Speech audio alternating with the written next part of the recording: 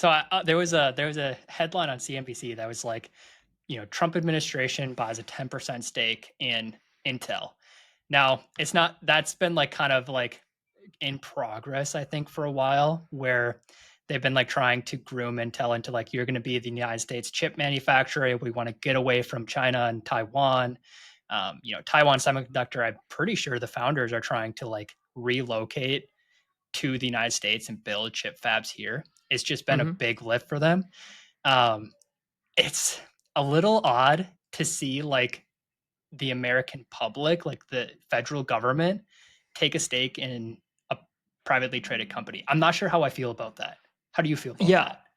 I think it's I understand why they're doing it, but if you look at the history, even like the recent history of like what this means for investor, right? So let's say you've got a 401k, got a couple million bucks in a brokerage account, whatever. Like let's say like somebody's an actual, not an actual, is an investor, and you think about like what like in COVID, for example, the government just flooded the markets with trillions of dollars of stimulus. Okay, well, that was funded by government debt, right? And then now you have the government, fast forward whatever 5.5 years, actually buying equity in publicly traded companies.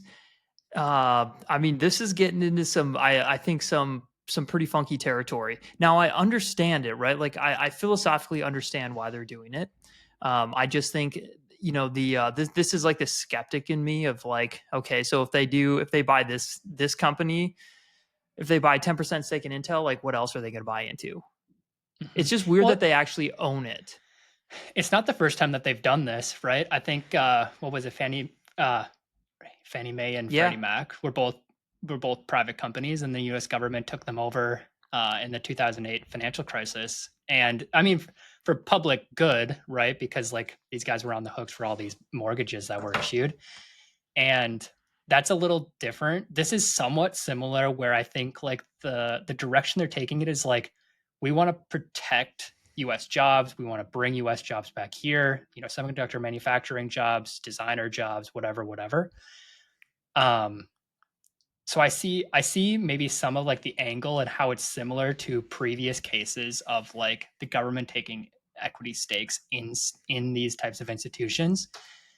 This is like quasi like outside of that realm though, because I think this is also like in the investment of the sovereign wealth fund. So like a Hmm. fund set up for public interest as well. Have you seen anything else on the sovereign wealth fund idea that Trump wants to do?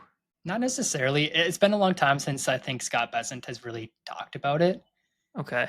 I think it's hit the wayside. I know that like at a time it was really being talked up around like the Social Security Administration and how basically to invest public dollars within that organization better would Yeah. maybe be some seed capital for starting it.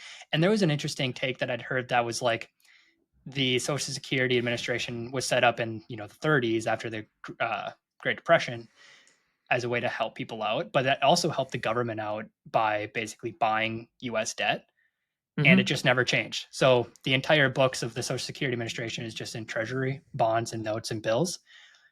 But if they had actually chosen to invest in like the S&P 500, for instance, like it would be 28% of the global market cap, which would Yeah. be insane.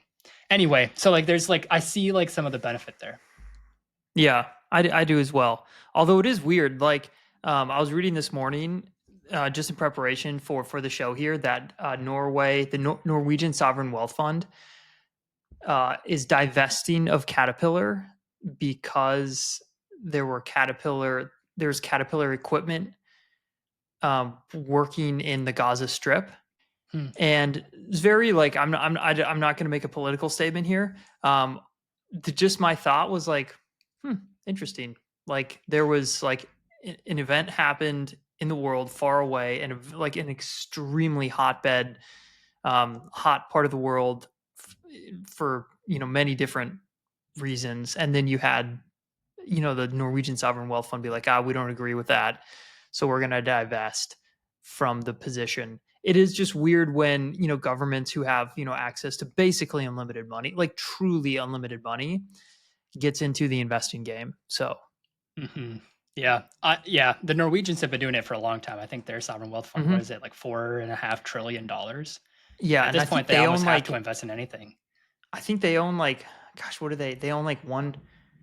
Don't quote me on this, but like one or 1.5% of like all publicly traded companies. Like it is astonishingly how big they are. But you can either own equity or um, uh, debt, and the government's loaned companies, historically loaned companies money for bailouts, but they taking an equity stake.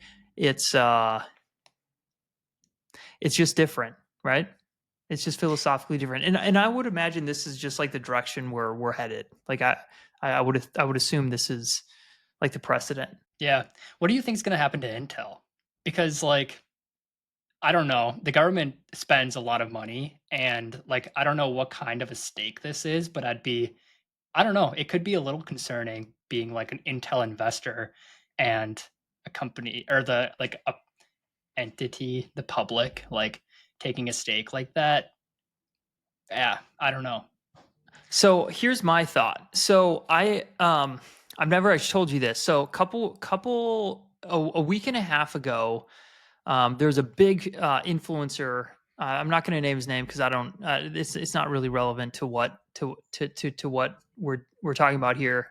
Um, he had this like big online event where he was selling a book, and he ended up like packaging this book with a bunch of other courses and whatnot. But inside of this offer that this gentleman had, he had an AI model that he trained on his own using his like methodologies for business. And so many people were really excited about this, and this guy was really talking it up. But I was like, I'm assuming he's going to get just all of the data as part of like the deal. Like he's going to like see all these conversations with people. So, Hmm. what Hmm. I think, like, even with the stake in Intel, like, are they going to be watching? I don't think this would be the case, right? But like just like the personal privacy of just like how it's being completely eroded away with just with ChatGPT. I mean, they know, and like Facebook, and we've never really had privacy on the internet, like truly. It's been in the hands of like Google, for example. Meta has an incredible amount of information about everyone. Apple, when you think about like iMessages, and yes, it's like they say it's they don't access this and whatnot, but I'm like, well, you're texting things. I don't know. Don't be so So sure. Yeah. yeah, don't be so sure. So that's what's weird. That's the thing that gets me is, and this isn't necessarily about like what will happen to Intel, but when you asked that question, I was just thinking about the personal privacy and like how that's being eroded, and but what it means from like from an investing perspective. I think when companies have like unique ownership structures, if they do just lag. I'm thinking about Porsche. I think as Porsche has a really weird, like, the family owns, like, it's owned by a Oh, the sure. family, Yeah, and the Porsche family. Yeah. yeah, and it just like you would think on paper, like particular what was happening to the Porsches in the just with how much they were increasing prices, the profit per car. um you'd think it would be a really good investment, but they just the ownership structure was weird, and that affected that affected More so because investors were spooked by performance. just like what could happen. Yeah, because of the control. Yeah, because Yeah. could you imagine Yeah. if like the Trump administration, wanted to be like an air quotes activist investor here, which they basically are. And they Um, can be at 10%. I mean, that's a lot. That's a yeah, huge position.